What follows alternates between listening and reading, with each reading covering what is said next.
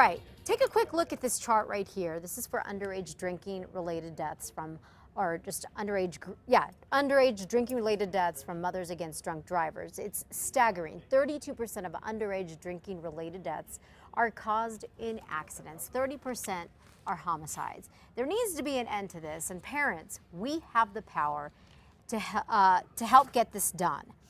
Here with us this morning is the Mothers Against Drunk Drivers campaign.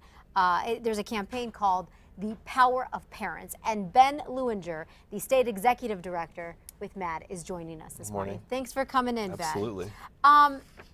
The statistics are pretty shocking, unfortunately. How does New Mexico stand in terms of discussing and having a conversation about underage drinking? So alcohol is the #1 most abused drug among young people, more than pot, more than pills, more than all other drugs combined. And that's why it's so dangerous. And we know that 1 in 6 teens binge drink.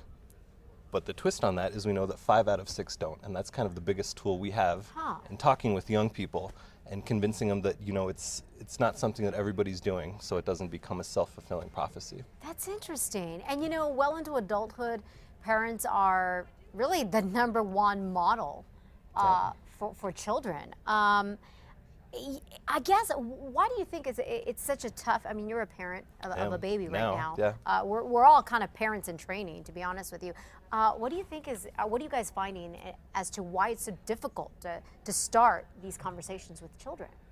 I think they're difficult conversations to have. And, you know, us as parents, we are battling a $4 billion a year alcohol industry that advertises to minors.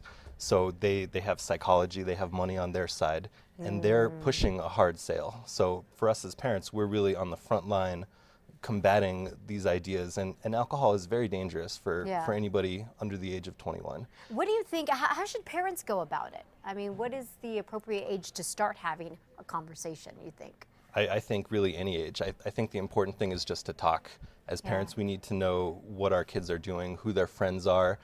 We need to model good behavior, and really starting very young, you can model good behavior. If your 4-year-old says, "Mommy, what's that?" as you're drinking a beer, you can say, "Well, this is a grown-up drink. This is very dangerous for you to drink until you're 21." That's a good one. That's a good one. You know, this is interesting. Some parents actually think that supervised underage drinking, basically like allowing your maybe teenager to have a sip of beer, a lot of parents think that is okay. What's your take on that? It makes sense on paper. You know, I think as parents, we think our kids are going to drink. I'd much rather they do it in the house in a supervised I've heard this setting. time and time again. We know they won't drive. It turns out that this plan completely backfires because children who are allowed to drink in the home, they drink way more often and they consume way more alcohol when they do drink than kids who come from a home where there's a zero tolerance policy. So that's the only thing that we know that works, is a zero tolerance policy. Zero tolerance policy.